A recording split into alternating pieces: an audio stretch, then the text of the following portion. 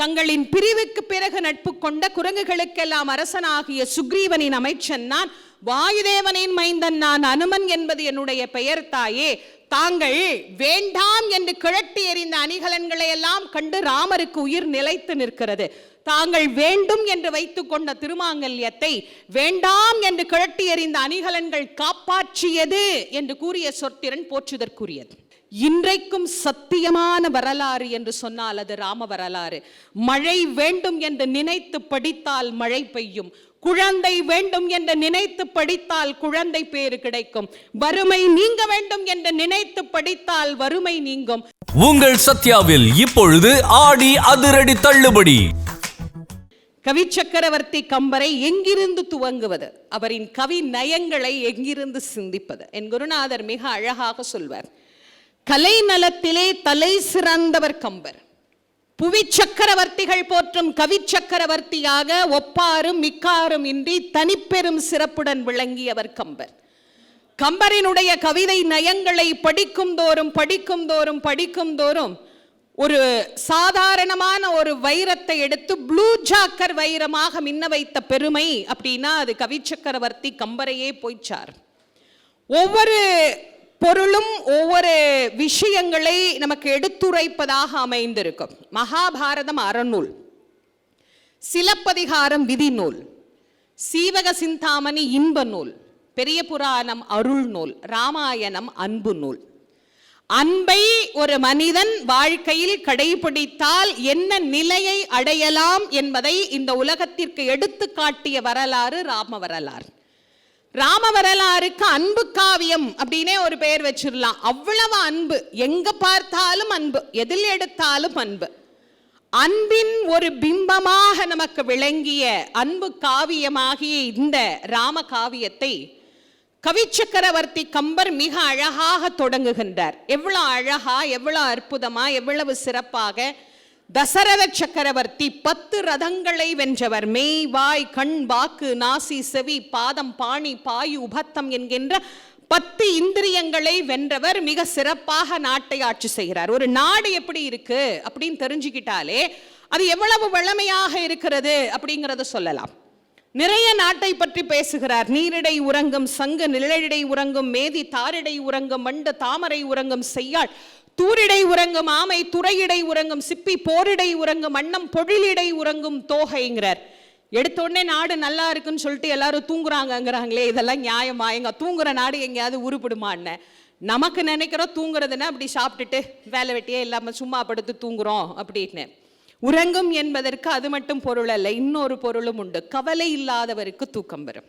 முந்திலாம் படுத்தா தூக்கம் வரும்பாங்க. இப்பெல்லாம் படுத்து எவ்வளவு நேரம் உருண்டுகிட்டு இருக்கிறோமோ அவ்வளோ கவலை உள்ள இருக்குன்னு அர்த்தம். முந்தி கடன் வாங்கினவன் தூங்க மாட்டான், கடன் வாங்கிட்டோமே ஐயோ கொடுக்கணுமே. இப்பெல்லாம் பாவம் கடன் கொடுத்தவன் தூங்க மாட்டேங்கிறான். கொடுத்தது வருமோ வராதோ தெரியலையே, அவனுக்கு கவலை. அவனுக்கு கவலை இல்லைன்னா தூக்கம் வரும். இப்ப இவர் என்ன சொல்றாரு, சங்கு நிம்மதியா தூங்குது அப்படிங்கிறார். நீரிடை உறங்கும் சங்கு. சங்குக்கெல்லாம் எத்தனை அறிவு வெட்டினார்? 2 அறிவுதான்.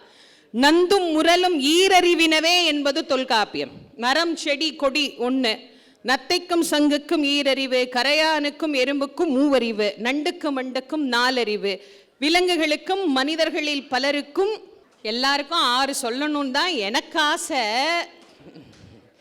ஆனா ஹார்ன் அடிச்சா ஓரமா போனோம், அதுக்கு தானங்க அடிக்கிறது.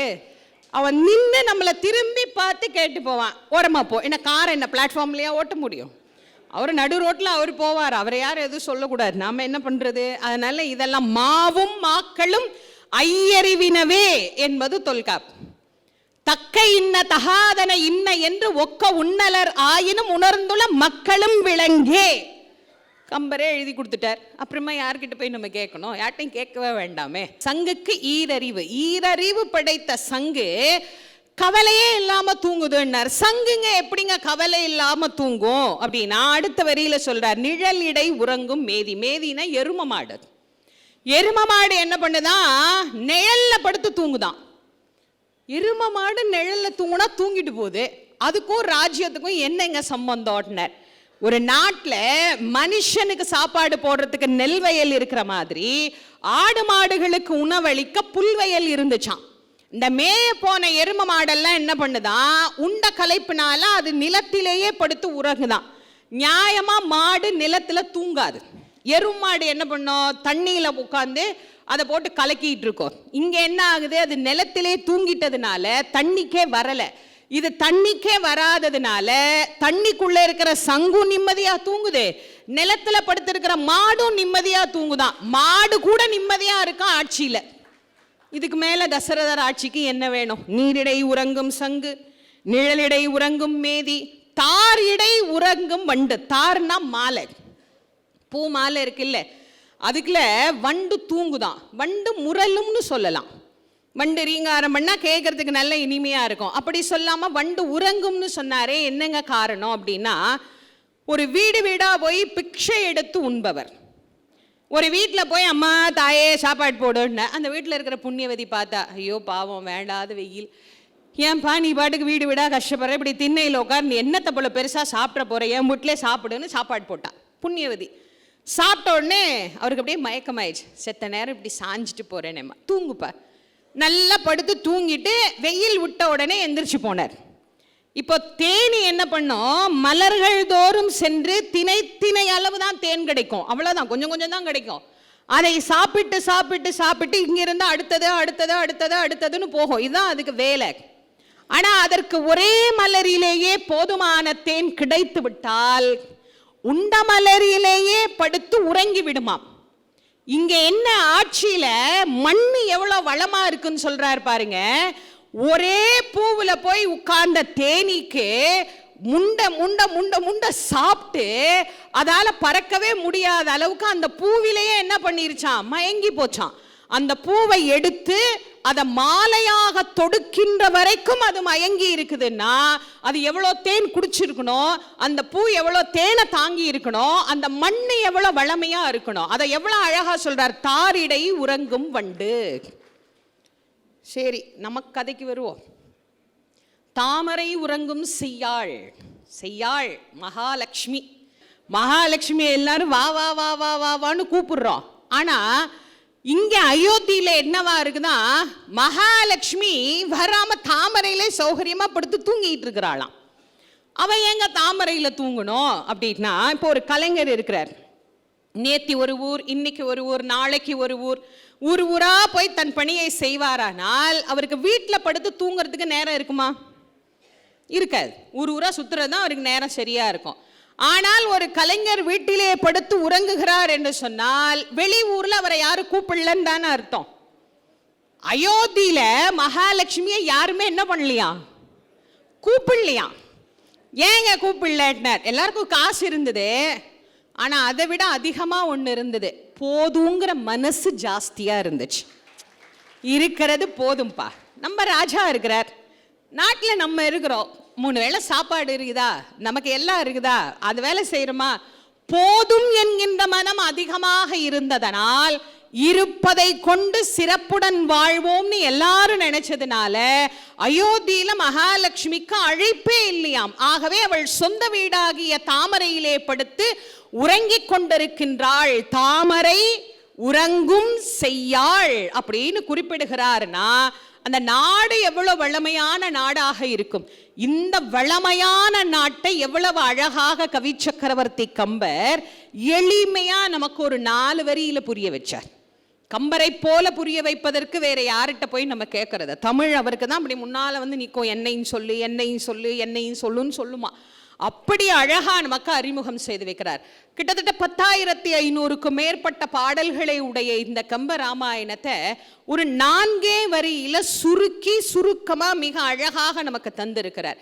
சேலுண்ட ஒன்கனாரில் திரிகின்ற செங்கால் அன்னம், மாலுண்ட நளினப்பள்ளி வளர்த்திய மழலை பிள்ளை, காலுண்ட சேற்றுமதி கன்றுள்ளி கணைப்பச் சோர்ந்து, பால் உண்டு துகில பச்சை தேரை தாலாட்டும் பண்ணை. இதுக்குள்ள ராமாயணத்தையும் முடிச்சிட்டார். ராமாயணமே முடிஞ்சு போச்சு. இதில் ராமாயணம் இருக்கிற மாதிரி இருக்கா? இருக்கு, ஆனால் தேடணும், தேடினா தானே இருக்கும். சேலுண்ட ஒன்கனாரில் திரிகின்ற செங்கால் அன்னம், ஒரு வயல், அந்த வயல் வரப்பிலே செங்கால் அன்னம் எல்லாம் திரியுதான். எதுக்காகனா அங்க தண்ணி எடுத்துட்டு போற அயோத்தி பெண்கள் கிட்ட நடக்க கத்துக்கணுமா. எப்படி இருக்கு பாருங்க.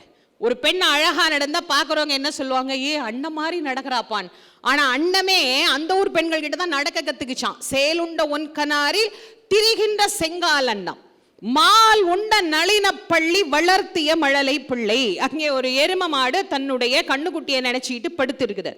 பக்கத்துல அன்னப்பறவைகள் தன் குஞ்சுகளை எல்லாம் படுக்க வச்சிருக்குது. ஒரு இயற்கை காட்சி அப்படியே காட்சிப்படுத்தி காட்டுகிறார் கம்பர். இது முதல் இயற்கை காட்சியாவே நம்ம பார்ப்போம். ஒரு மாடு படுத்து இருக்குது, அதுவும் ஒரு எரும மாடு படுத்து இருக்குது. பக்கத்துல அன்னப்பறவைகள் தன் குஞ்சுகளோடு படுத்து இருக்குது. அந்த தண்ணிக்குள்ள மீன், இந்த விரால் மீன் இப்படி இப்படி இப்படி இப்படி ஓடும். அது ஓடும் போது என்ன பண்ணுச்சு, எரும மாடு மடிய போய் இடிச்சிருச்சு. இடிச்சோடனே இந்த மாட்டுக்கு என்ன நினைப்பு, அது தண்ணியில இருக்கிறத மறந்து போய் கொட்டத்துல நிக்கிறோம், கண்ணு குட்டி வந்து முட்டுது, பால் கேக்குது அப்படின்னு அது என்ன பண்ணுச்சு, ஒரு 12 படி பாலை குளத்துல சுரந்துருச்சு. அன்னப்பறவைக்கு ரொம்ப சௌகரியம், தன் குஞ்சுகளோடு பாலை எல்லாம் குடிச்சிட்டு சௌகரியமா அது அங்கேயே படுத்திருக்குது. மேலோட்டமான பொருள். கொஞ்சம் உள்ள ஆழமா யோசிச்சு பார்ப்போம். எருமை மாடு நியாயமா யாருக்காக பால் சுரக்கும் அப்படின்னா தன்னுடைய கன்றுக்குட்டிக்காக பால் சுரக்கும். ஆனா எருமையோட சொந்தக்காரர் என்ன பண்ணுவார், கண்ணுக்குட்டி எப்படி காட்டிட்டு அவரு கறந்துட்டு போயிடும். அவரு பழப்பு பார்க்கணும்ல, அவர் என்ன பண்ணுவார், கண்ணுக்குட்டிக்கே கொடுக்க முடியுமா, அப்படி காட்டிட்டு அவர் கறந்துட்டு போயிடுவார். ஆனா இங்க என்னாச்சு, கண்ணுக்குட்டிக்கும் கிடைக்கல, சொந்தக்காரனுக்கும் கிடைக்கல, எங்கேயோ வயல்ல படுத்திருந்தா அன்ன குஞ்சுக்கு போய் கிடைச்சது. இப்ப அப்படியே ராமாயணத்துக்கு வாங்க.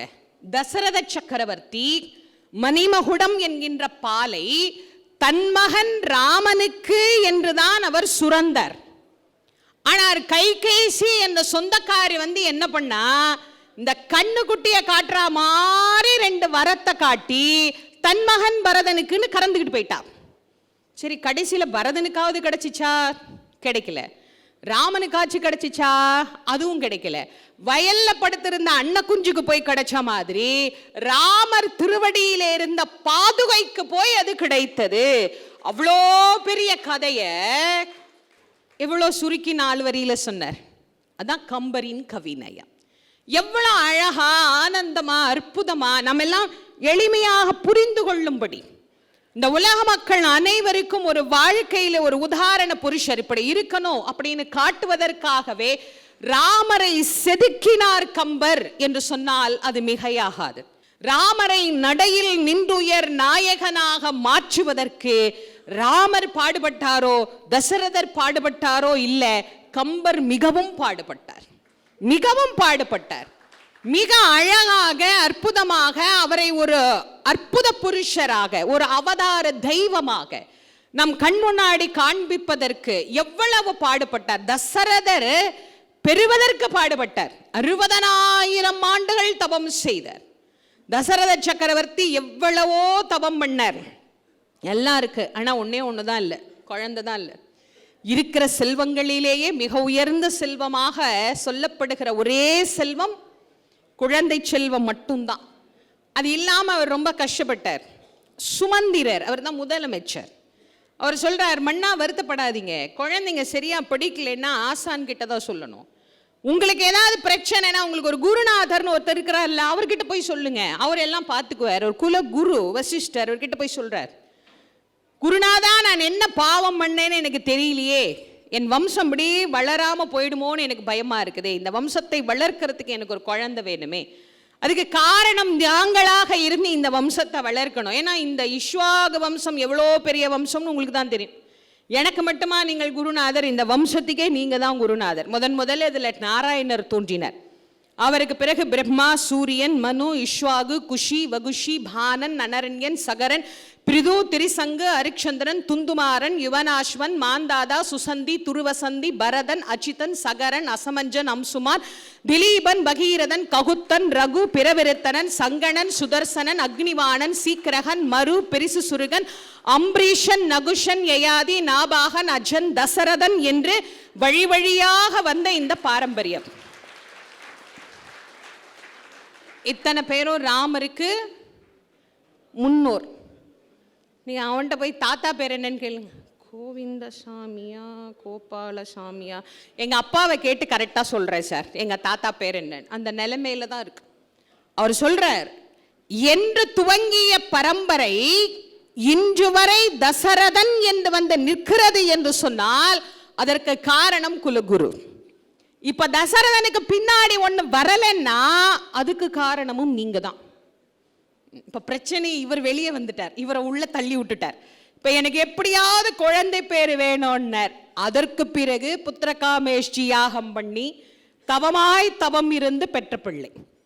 ஒரு வரலாறு என்று சொன்னால் அந்த வரலாறு அந்த காவிய நாயகனையே உயர்த்தி பாட வேண்டும் என்பது நியதி. ஆனால் அந்த நியதியில் இருந்து மாறுபட்ட ஒரு வரலாறு உண்டு என்று சொன்னால் அது கம்பனின் கவிநயம் நிறைந்த ராமகாவியம் மட்டுமே.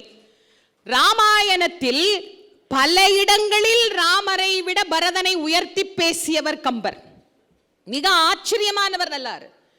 ஒரு தலைவனை விட இன்னொருவரை ஒரு வரலாறு உயர்த்தி பேசுமா என்று சொன்னால் பேசும் என்பதற்கு விதியாக இன்றைக்கும் நமக்கு இருக்கின்ற நூல் அப்படின்னா அது ராமாயணம்.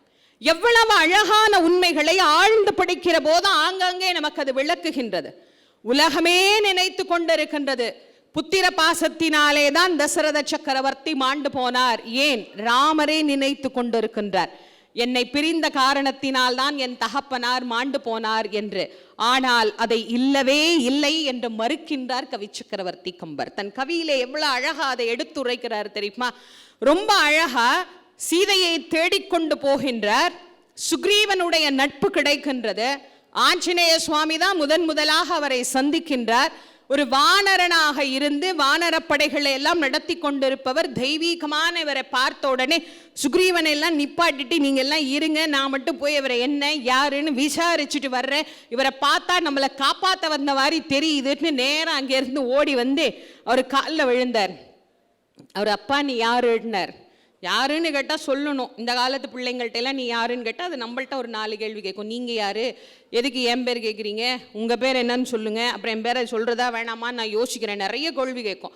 ஆனால் அவர் கேட்ட உடனே சொன்னார், சுவாமி எங்கள் அப்பா வாயுதேவன், எங்கள் அம்மா அஞ்சனாதேவி, இருவருக்கும் மகனாக வந்து அவதாரம் செய்தேன். மஞ்சன திரண்ட கோல மேனிய மகளிர்க்கெல்லாம் நஞ்சனத்தகையவாகி நெளிர்விடும் பணிக்கு தேம்பார் கஞ்சமுத்தனைய செய்ய கண்ணா யான் காற்றின் வேந்தற்கு அஞ்சனை வகிர்ச்சில் வந்தேன் நாமமும் அனுமன் என்றார். இப்போ நீங்கள் யாருன்னு கேட்கணும். ரொம்ப பெரியவங்களை போய் நீங்கள் யாருன்னு கேட்கலாமா? மரியாதை குறைஞ்சு போயிடும். வேற யாரை கேட்கறது? பக்கத்தில் இருக்கிறவர்கிட்ட கேட்கணும். பக்கத்தில் வந்தவர் யாரு? அவர் கூடவே வந்தவர். அவர்கிட்டே போய் கேட்க முடியுமா? லக்ஷ்மணர் தான் நிற்கிறார், வேற யாரும் இல்லை. அவர்கிட்ட போய் கேட்க முடியுமா? அவர்கிட்டையும் கேட்க முடியாது. இப்போ இவர் எப்படி கேட்கணும்? பேசுவதில் பேராற்றல் படைத்தவர், சொல்லின் செல்வர் என்கின்ற பட்டத்தை ராமரிடம் இருந்தே பெற்றவர் ஆஞ்சநேயர். அவர் கேட்குறார், நான் போய் எங்கள் எஜமானனை கூட்டிகிட்டு வரேன். ஓ அப்போ நீ முதலாளி இல்லையா? நான் வேலைக்காரன், சும்மா நான் வேலை செய்கிறேன். அவர் வேலைக்காரன்னா, அவர் முதலமைச்சர், அவர் அதெல்லாம் சொல்லிக்கல. நான் சும்மா வேலை செய்கிறேன், நான் சும்மா வேலைக்காரன், நான் போய் எங்கள் எஜமான் இருக்கிறார், எங்கள் எஜமானை கூட்டிகிட்டு வரேன். யாரென அழைப்பதாக என் எஜமானை அழைப்பதுன்னு கேட்டார். என்ன ஒரு அழகான வார்த்தை பாருங்க. யாரென விளம்புவேன் எம் குலத்த அரசர்க்கு உண்மை வீரநீர் பணித்தீர் என்றான் மெய்மையின் வேள்வி போ. பார்த்ததும் தெரிஞ்சுதான் உண்மையின் சொரூபம் இவர் தான் அப்படின்னு கண்டுபிடிச்சிட்டார். யாரு கூப்பிடுறதா? நான் போய் என் முதலாளியை கூப்பிட்டோம். உடனே ராமர் சிரிச்சிட்டே சொன்னாரா, லக்ஷ்மணா இந்த மாதிரி பேசுற பையனை நான் பார்த்ததே இல்லையேப்பா, என்ன அழகா பேசுறான் பாரு, இவன் நல்லா பேசுறான்ப்பா, நம்ம யாருங்கிறத கேட்குறான். லக்ஷ்மணர் கேட்டா, ஓ அப்படியா இருந்தோ நான் சொல்றேன்னே.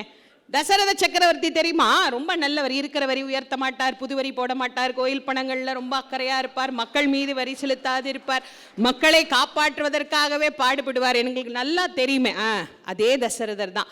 அன்னவர் மைந்தனாவே, அன்னைதன் ஏவலாலே, அப்பா ஒன்றும் சொல்லலை, எங்க அம்மா தான் துரத்தி விட்டுட்டா, அன்னைதன் ஏவலாலே தம்முடைய உரிமை செல்வன் தம்பிக்கு தகமை நல்கி அப்படியே கொடுத்துட்டு வந்துட்டார். நன்னெடும் காணம் சேர்ந்தான் நாமமும் ராமன் என்றான். இந்நெடும் சிலைவலானுக்கு ஏவல் செய் அடியேன் நானே. அவர் எவ்வளோ அடக்கம் பாருங்க.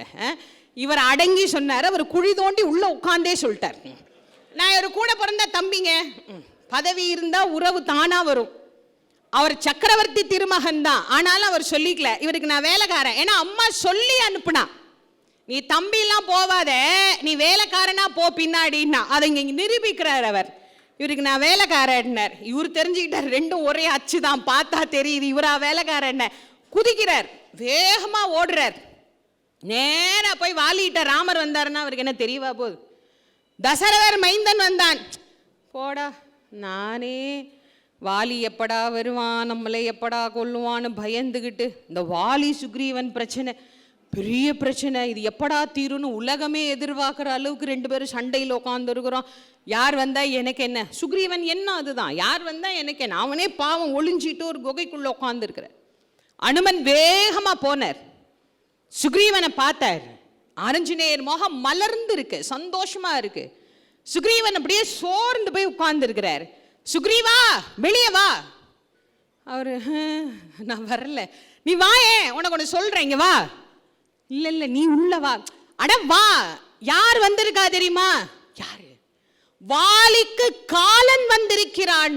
உனக்கு அப்படியே தைரியமாயிடுச்சு. ஆஹா, எங்க அண்ணனை கொல்ல உலகத்துல ஆளே இல்லைன்னு நினைச்சிட்டு இருந்தேன், கொல்றதுக்கு ஒரு ஆள் வந்திருக்கிறான்னு அவனுக்கு அப்படியே உள்ளமெல்லாம் பூரிச்சு சந்தோஷமா வெளியே வந்த. ஆஞ்சநேயா என்ன சொல்றீங்க? ஆமா ஆமா, வாலிக்கு காலன் வந்த நன்னார், வா வா வா வான்னு பிடிச்சி இழுத்துட்டு வந்தார்.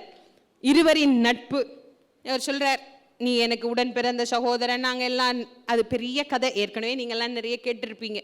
எல்லாம் பேசி ஈஸி எல்லாம் முடிச்சாச்சு, நாளைக்கு போகலாம், நாளைக்கு கொள்ளலாம் எல்லாம் முடிவு பண்ணி அடுத்த நாள் காலையில் இவர் நேராக போய் கூப்பிடுவோங்க அண்ணனை. அவர் சொன்னார், நான்லாம் கூப்பிட மாட்டேன், நான் கூப்பிட்டு சண்டை போடுறதா இருந்தால் நான் ஏன் சாமி ஒளிஞ்சிட்டு இருக்கிறேன், எங்கள் அண்ணன் முன்னாடி போய் நின்னா வீரமெல்லாம் பாதி போயிடும், அதெல்லாம் நான் வரமாட்டேன், நான் இருக்கேன், தைரியமாக கூப்பிடு. அப்போ நீங்கள் வாங்க, எனக்கு அவனுக்கும் நேரடியாக எந்த பகையும் இல்லை, அதனால் நான் இங்கே தான் இருக்கிறேன், நீ போ, நீ நான் பின்னால் இருந்தால் உனக்கு உதவுறேன், நீ போ. இவர் இருக்கிற தைரியத்தில் நேராக வேகமாக போனார் பாருங்க. போய் அடே வாலி வாடா வெளியேன்னா, தாரையோடு பள்ளியறையிலே இருந்த வாலிக்கு தூக்கி வாரி போட்டுச்சு. யாரு நம்மளை பார்த்தா அடே வாலின்னு கூப்பிடுறது? கொஞ்சம் கூர்ந்த கவனித்தான் சுக்ரீவனின் குரல். ஓடிப்போன சுக்ரீவா வண்டியா, இன்னைக்கு உன்னை உயிரோட விடமாட்டேன் பாருன்னா அவன் வேகமா எழுந்தான். அறிவு நிறைந்த மனைவி தாரை தடுத்தாள். சொன்னா, இருங்க, எங்க போறீங்க? என் தம்பியை கொல்ல போறேன், உங்களால ஆவாது. என்னால ஆவாதுன்னு நீ எப்படி சொல்லலாம்? புருஷனால என்ன ஆகும்னு ஆவாதுங்கிறத பொண்டாட்டி தானே சொல்லணும், வேற யார் சொல்றதுன்னா? உங்களால ஆவாதுன்னா ஏன் ஆவாது? என் தம்பியை நான் கொல்லுவேன், அது உன் தம்பி மட்டும் வந்தா கொல்லுவேன்.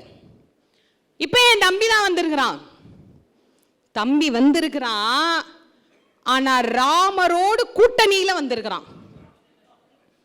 ராமரோட கூட்டணியா? ராமர் எல்லாம் போய் இந்த குரங்கோடைய கூட்டணி வச்சுக்குவாரு. இவன் என்னமோ மனுஷன் மாதிரி, அவன் என்னமோ குரங்கு மாதிரி. அவன் சொல்லணும், அவர் போய் குரங்கோடைய கூட்டணி, அதெல்லாம் கிடையாது. நீங்க கம்பரினுடைய ஆய்வை செய்து படிக்க எவ்வளவு ஆச்சரியம் பாருங்க. ஒரு நாட்டை ஆட்சி செய்கின்ற மன்னன் வாலிக்கு தெரியவில்லை யார் யாரோடு கூட்டணி வைத்து வந்திருக்கிறார்கள் என்று. ஆனால் அந்த புறத்தில் இருந்த ஒரு பெண் தெரிந்து வைத்திருந்தால் யார் யாரோடு இணைந்து வந்திருக்கிறார்கள் என்று. அந்த காலத்தில் டிவி கிடையாது, ஃபேஸ்புக் கிடையாது, யூடியூப் கிடையாது, இன்ஸ்டாகிராம் கிடையாது, ஒன்றும் கிடையாது. அப்பவே ஒரு பெண் அவ்வளவு அறிவாளியாக காட்டப்பட்டிருக்கிறாள் என்று சொன்னால் எவ்வளவு நுட்பமாக அந்த வரலாற்றை அவர் யோசித்திருக்கிறார் பாருங்க. அவர் சொல்றார், உன்னால ஜெயிக்க முடியாது, நீ போகாதேன்னார். மனைவி பேச்சை மீறி வந்து மாண்டான் வாலி. கேட்டிருந்தானா அன்னைக்கு அவன் உயிரோடு இருந்திருக்கலாம், கேட்கல, வந்துட்டார். ஒரே சண்டை, மண்டை உடைஞ்சுது, அதெல்லாம் அப்படியே போச்சு. இவர் பானம் போட்டார், அவர் விழுந்துட்டார்.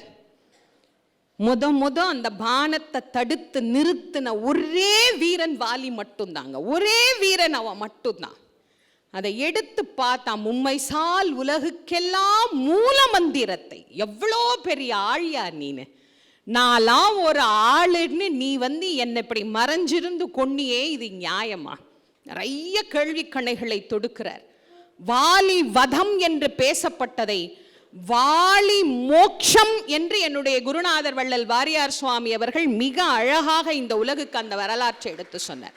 வாலி மோட்சம் எவ்வளவு அழகாக அவர் அதை காட்டுகிறார், எவ்வளவு விளக்கத்தை அவர் அதிலே விளக்கப்படுத்தி காட்டுகிறார். அவர் சொல்றார், உள்ளிருந்து அந்த பானத்தை எடுத்த பிறகு ஒவ்வொரு கேள்வியா அவர்கிட்ட கேட்கிறார். ஒன்னொன்னா அவர் பதில் சொல்லி கொண்டே இருக்கின்றார். அவர் மிக அழகாக சொல்லுகின்றார், நீ என்ன நினைச்சு நீ என்ன கொன்ன?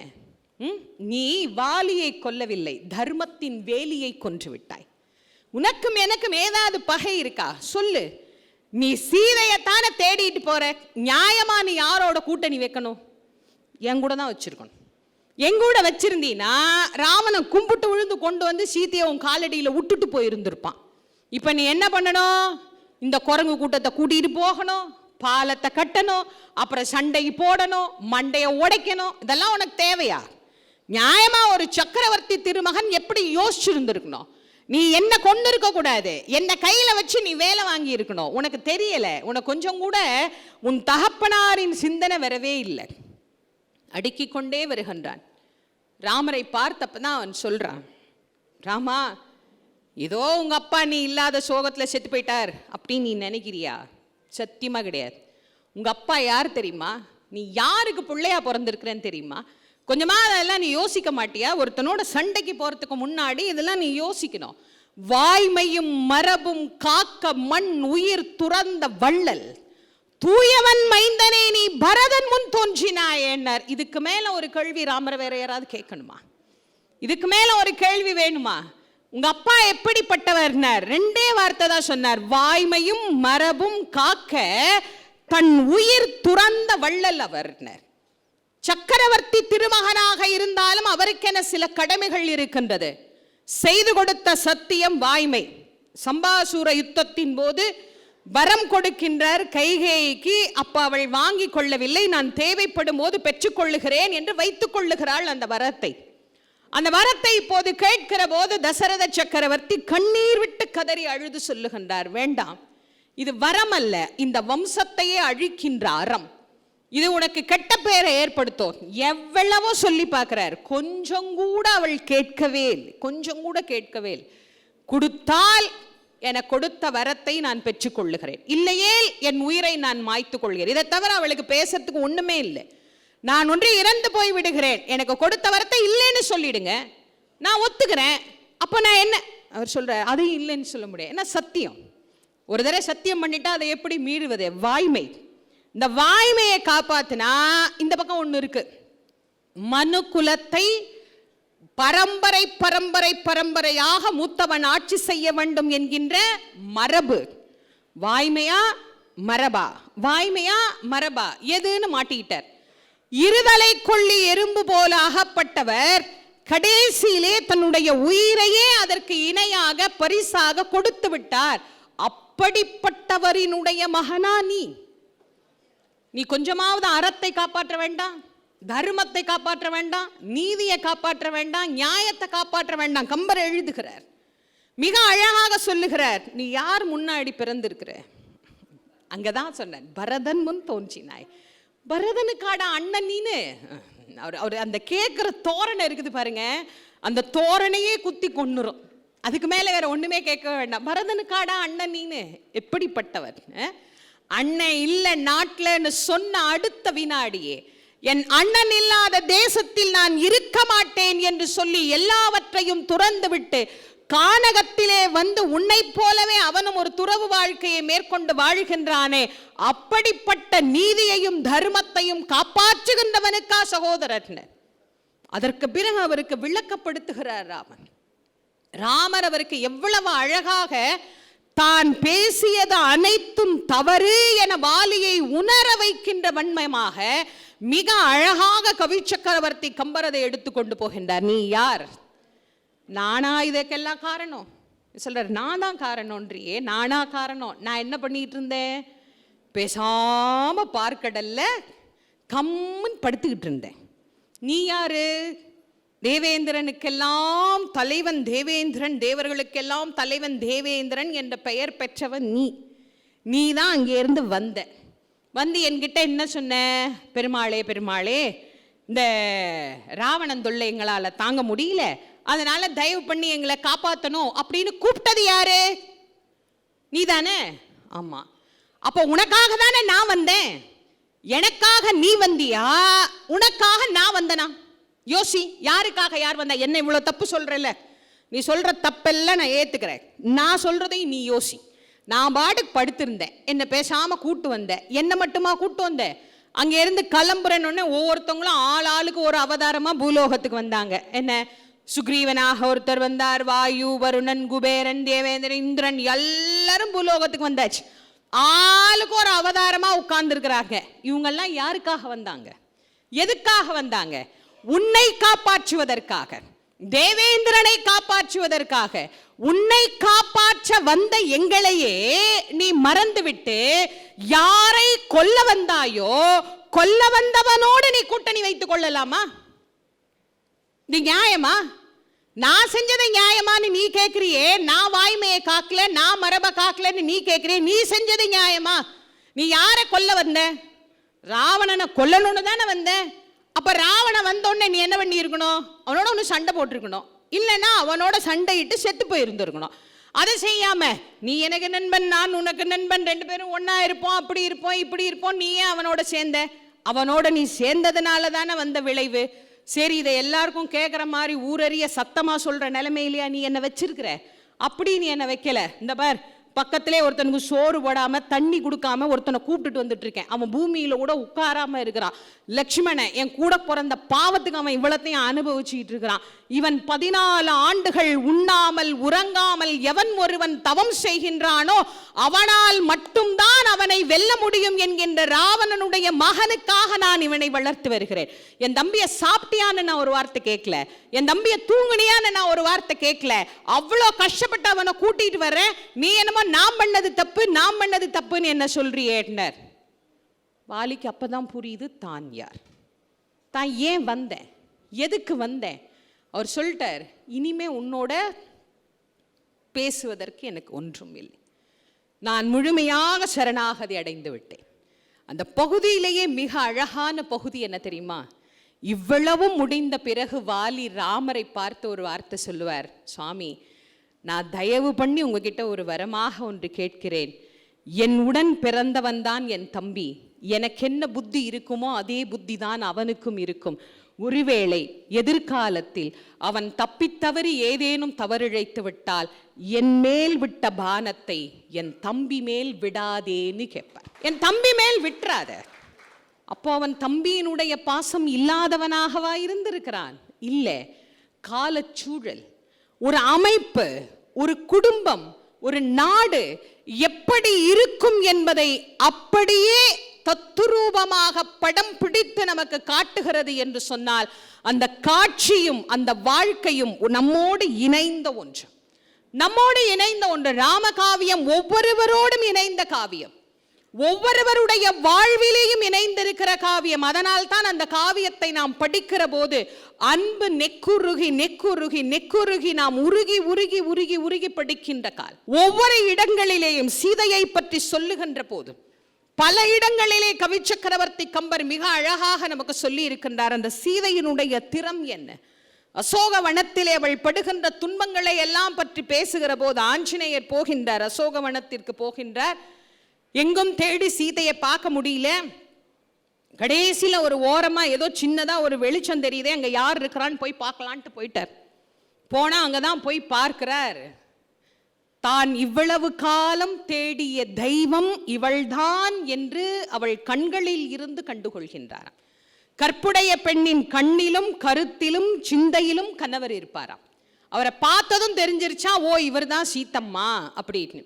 எப்படி போய் பேசுறது? சுத்தி ஒரே அரக்கிகள். மோகன மந்திரத்தை சொன்னார், எல்லாரும் மயங்கின உடனே சீதை அவ்வளவு நாள் பொறுமையாக இருந்த அவள் இனிமேல் தனக்கு இப்படி ஒரு வாய்ப்பு கிடைக்காது என்று மானையன் கொடியினாலே தன்னுடைய கழுத்திலே சுருக்கிட்டு கொண்டு ராமநாமத்தை ஓதும் அவல நிலையை பார்க்கிறார். அஞ்சினார், திடுக்கிட்டார். வெண்ணெய் திரண்டு வரும்போது தாழி உடைந்த கதையாயிற்றே, அன்னையை போய் நான் தொடவும் முடியாது, என்ன செய்தால் தாயின் உயிர் பிழைக்கும் என்று ராம் ஷாம் ராம் ராம்னு ராமனுடைய நாமத்தை சொல்கிறார். அப்பதான் அவர் யோசிக்கிறார், இந்த இடத்துல ஐயனின் நாமத்தை சொல்பவர் யார் அப்படின்னு. அவர் முன்னாடி போய் இவர் நிற்கிறார். ஆனாலும் அம்மாவுக்கு ஒரே சந்தேகம் தான், ஏன்னா அடிக்கடி இப்படி பல மாயா ரூபங்களை அவர் பார்த்துடுறாருல்ல, அதனால அவருக்கு நம்புவதற்கு யோசனையா இருக்கு. இவர் போனது மணங்கி சொன்னார், அம்மா, தங்களின் பிரிவுக்கு பிறகு நட்பு கொண்ட குரங்குகளுக்கெல்லாம் அரசனாகிய சுக்ரீவனின் அமைச்சன் நான், வாயுதேவனின் மைந்தன் நான், அனுமன் என்பது என்னுடைய பெயர் தாயே. தாங்கள் வேண்டாம் என்று கிழட்டி எறிந்த அணிகலன்களை எல்லாம் கண்டு ராமருக்கு உயிர் நிலைத்து நிற்கிறது. தாங்கள் வேண்டும் என்று வைத்துக் கொண்ட திருமாங்கல்யத்தை வேண்டாம் என்று கிழட்டி எறிந்த அணிகலன்கள் காப்பாற்றியது என்று கூறிய சொற்திறன் போற்றுதற்குரியது. நீங்க அதில் பார்த்தீங்கன்னா கானகத்தில் இருக்கும்போது சீத்தம்மாவுக்கு அந்த அணிகலன்கள் எல்லாம் இருக்கும். அந்த அணிகலன்கள் எல்லாம் அவர் மேலே விமானத்தில் வரும்போது கழட்டி போட்டார். அதெல்லாம் இந்த குரங்கு கூட்டம் எல்லாம் என்ன பண்ணுச்சு, எல்லாத்தையும் பொறுக்கி கொண்டு போய் சுக்ரீவன்ட்ட கொடுத்து, இதெல்லாம் என்னன்னே தெரியல, இதை எங்கே மாட்டுறதுன்னு தெரியலன்னு வச்சிருந்ததுங்க. இவர் வந்தப்போ அவர் காட்டினாரா, ஒவ்வொரு பொருளாக எடுத்து காட்டுறாரு. இது சீதை இதா, தம்பி லக்ஷ்மணா இது சீதை இதா, அண்ணா தெரியாது. எப்போ நல்லா பாரு, இந்த வைர வளை உங்கள் அண்ணி தான், அண்ணா தெரியாது. எப்போ அந்த கழுத்தில் நீர ஆரம் உங்கள் அண்ணி தான், அண்ணா தெரியாது. தம்பி இந்த காதில் போடுற வைர குண்டலம் உங்கள் அண்ணி தான், அண்ணா தெரியாது. இந்த காலில் போடுற காலாழி உங்கள் அண்ணி தானா, பார்த்து சொல்ல. ஆமாம் இது எங்கள் அண்ணி தான்னார்.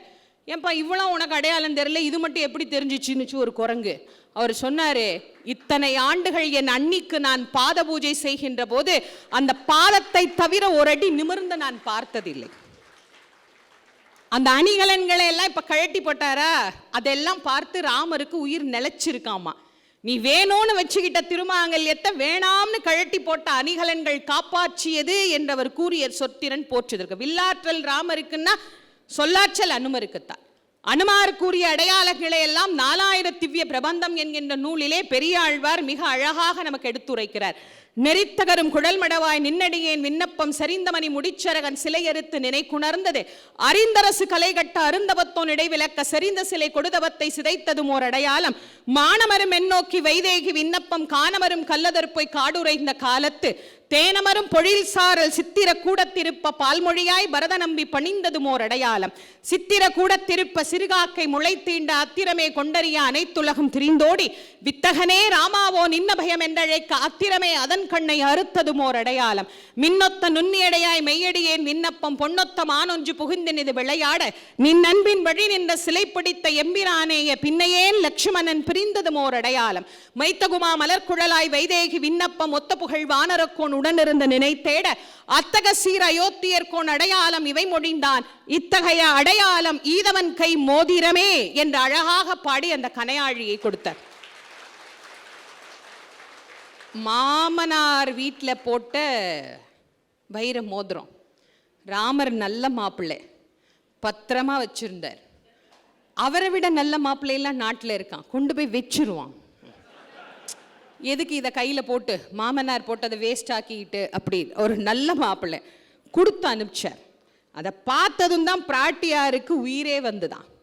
அந்த அசோகவனத்தில் ஆஞ்சநேயருக்கும் பிராட்டியாருக்கும் நடக்கின்ற அந்த உரையாடல் இருக்க பாருங்க, அவ்வளவு அற்புதமான உரையாடல்.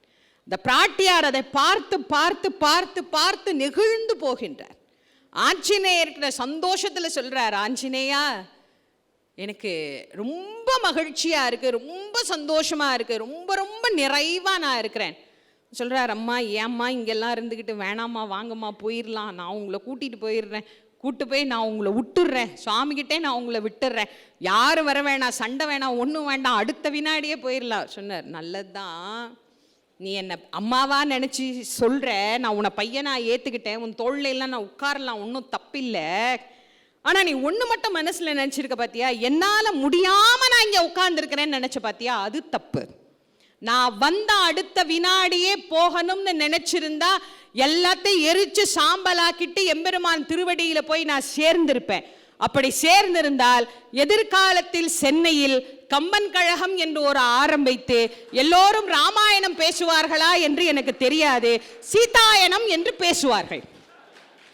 நீயோ நானோ சீதாயனம் பேச வரல, ராமாயணம் பேச வந்திருக்கிறோம். ஆகவே நாம 2 பேரும் என்ன பண்ணணும், சுருட்டிக்கிட்டு வந்த வேலையை மட்டும் பார்த்துட்டு பேசாம போயிட்டோன்னு. எங்கெங்கெல்லாம் நம்மை பண்படுத்த வேண்டும் என்று நினைக்கிறார்களோ அங்கெல்லாம் பண்படுத்திய வரலாறு இந்த ராம வரலாறு. அற்புதமான வரலாறு, எத்தனையோ ஆற்றல்கள் நிறைந்த வரலாறு, இன்றைக்கும் சத்தியமான வரலாறு என்று சொன்னால் அது ராம வரலாறு. மழை வேண்டும் என்று நினைத்து படித்தால் மழை பெய்யும், குழந்தை வேண்டும் என்று நினைத்து படித்தால் குழந்தை பேறு கிடைக்கும், வறுமை நீங்க வேண்டும் என்று நினைத்து படித்தால் வறுமை நீங்கும்.